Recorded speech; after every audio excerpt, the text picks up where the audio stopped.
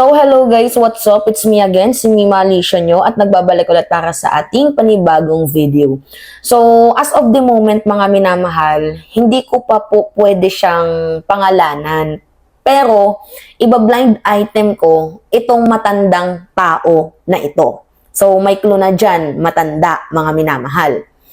Na isa pong pakawala ng Duterte camps para sirain si PBBM at palabasin na kami daw ho ay mga bayaran. So maniniwala kayo mga minamahal na ako, si Takero, si Mark, 'di ba? Si Mike Cervera, yung mga taong yan na mayayaman na nga ang mga taong yan.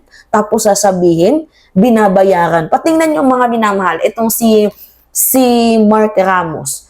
'Di ba, mayroong business doon sa ibang bansa. May pa-gym. Magkano yung kinikita niyan monthly sa kanyang business? Si Takero, merong agriculture. Si Mike Cervera na merong salon.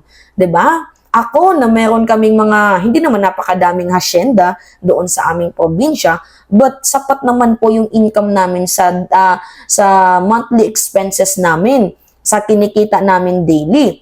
Na iisipin at sasabihin ng iba na kami daw po ay nilalagyan ng iba't ibang klaseng ahensya ng pera para daw po kami ay kumanta. Mga minamahal, naniniwala kayo doon? So, itong matandang to, ano siya kung i-describe ko to, madaming kaaway, mga minamahal. Hindi na natin pangalanan kung babae or lalaki. Pero itong matandang to, palaaway talaga, mga minamahal. Halos lahat inaaway. At ngayon, nandito po siya sa BBM camp. Nandito po siya, nakapasok po siya na nagpapanggap bilang vlogger ng administrasyon. Pero yung totoo, mga minamahal, according sa aking mga to the inner circle, mga informant ko, itong taong to nanggaling pala doon sa loob ng Duterte camps na pinapalabas nila na kunyari ito ay supporters ni PBBM pero ang ginagawa ay nagagathered lang pala ng information. Mga minamahal, yun po yung totoo, and I have those screenshots na magpapatunay na itong matandang to nakapasok nga sa gobyerno na kung saan meron siyang hinahawakang mga iilang vloggers na binabayaran, pero pera po yun ng kabilang kubol na pinapalabas, pera ng administrasyon. Ganun po ang nangyayari, mga minamahal. Pera po ng kabilang parlor, tapos inilalagak dito sa mga small-time vloggers na sumusuporta sa administrasyon. Well, di ko naman din masisisi, mga minamahal. Although masama ang tumanggap ng pera, pero hindi ko alam bakit tinatanggap ng mga maliliit na vloggers na yon. Well, kasi ano din naman sa kanilang mga political will 'Di ba, mga minamahal, sa kanilang mga sinusuportahan. So ang nangyari, pera ng kabilang kubol inilalagak dito sa mga small-time vloggers sa administrasyon. Yun yung sinusuhulan nila para palabasin na si PBBM ay nagbabayad ng mga vloggers. Ito yung nakakapagtaka. Bakit yung mga maliliit lang na vloggers ang binabayaran? Hindi ba dapat yung mga katulad namin mga malalaki? Kasi malalaki yung channel namin Malawak yung range namin. 'Di ba, mga minamahal, dapat kung mayroong babayaran kami ng mga malalaking vloggers. Pero bakit yung mga kinukuha is yung mga maliliit at mga konti ang views? 'Di ba, magtataka kayo doon, mga minamahal, bakit sila? Na kung pwede namang kami. Tapos papalabasin nila na meron silang mga vloggers na mga maliliit na hinahawakan to the point na kami din ay nadadamay. Mga minamahal, nadadamay kami. Alam niyo, sa totoo lang, hindi niyo na ako, kung ako lang tatanungin, hindi niyo na ako kailangang bayaran para mag-content. Kasi ako, meron akong will. Kung sino yung gusto ko, sino yung susuportahan ko. Tingnan niyo, mga minamahal, hindi na lahat ng nandoon sa political slate ni PBBM ay sinusuportahan ko. Alam niyo yan, di ba? Tapos sasabihin nyo na, si Mima Alicia sumisip-sip sa administrasyon. No. Never akong sumisip-sip or sisip-sip kay PBBM. Dahil ang akin lang dito is yung katotohanan. Kasi nakikita ko naman na hindi lahat ng nandoon sa political slate ni PBBM ay totoo sa kanya, mga user. So, I am here. Diba? Para ipakilala sa inyo na hindi lahat ng mga nandoon ay makakatulong sa ating administrasyon. 'Di ba? Tapos sasabihan nyo kami bayaran, kami ni Mike, ni Takero, ni Mark Ramos, sino pa ba? Yung mga vlogger na binabanggit nyong bayaran, kami pa talaga yung natipuhan ninyo na wala sa aming prinsipyo or wala sa aming political will ang tumanggap ng pera galing sa mga politikong yan. Dahil unang-una, pangalan namin ang nakasakripisyo dito, mga minamahal. Pangalan namin ang madadamay dito. Meron po akong credibility na tao, mga minamahal, alam niyo yan.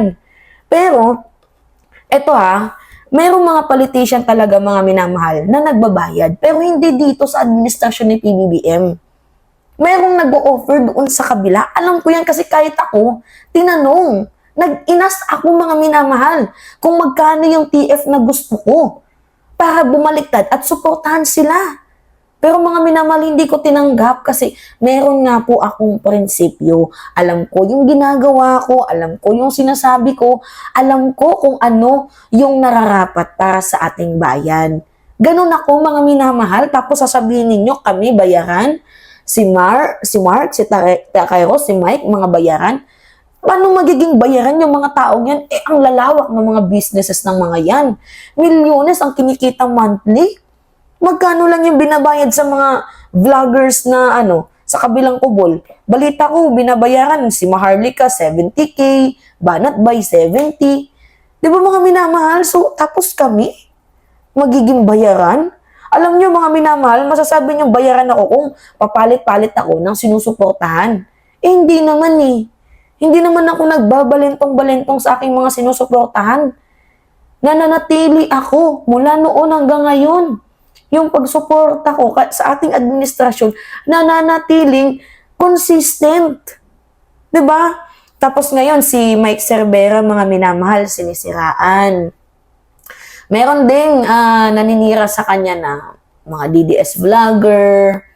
Even din yung matandang yun, siniraan itong si Mike Cervera, tinitira. Nasasaktan ako na sinisiraan si Mike Cervera na tingnan nyo nga ngayon, pinipilit niya nga kahit papaano na magkaroon ng magandang communication pa din yung mga bumaliktad na vloggers doon sa mga DDS camp dito sa amin. Kahit kami hindi namin tanggap yun, mga minamahal, sa totoo lang na tatanggapin mo agad ng buong-buo. Pero naniniwala pa din talaga kami, mga minamahal, sa kasabihan na everything happens for a reason. 'Di ba? So baka malay mo yung taong yan is way, 'di ba? Para maisambulat yung katotohanan na, oy, ganito pala kalaki yung mga bayaran diyan. Oy, ganito pala kalaki yung mga diyan. 'Di ba, mga minamahal? So, tapos ngayon kami pa yung magiging bayaran. Ayoko sanang magsalita sa sa puntong to. Pero hindi ko na matiis Hindi ko na matiis. Sasabihin naman nila, bato-bato sa langit, matamaan, wag magalit. Hindi.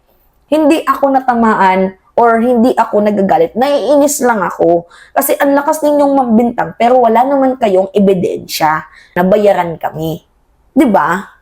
So, yun, mga minamahal. Okay? Gets nyo? Kaya yung mga nagpapakalat dyan, hayaan nyo na yan. Mga kinulang lang yan sa sa coins. 'Di ba?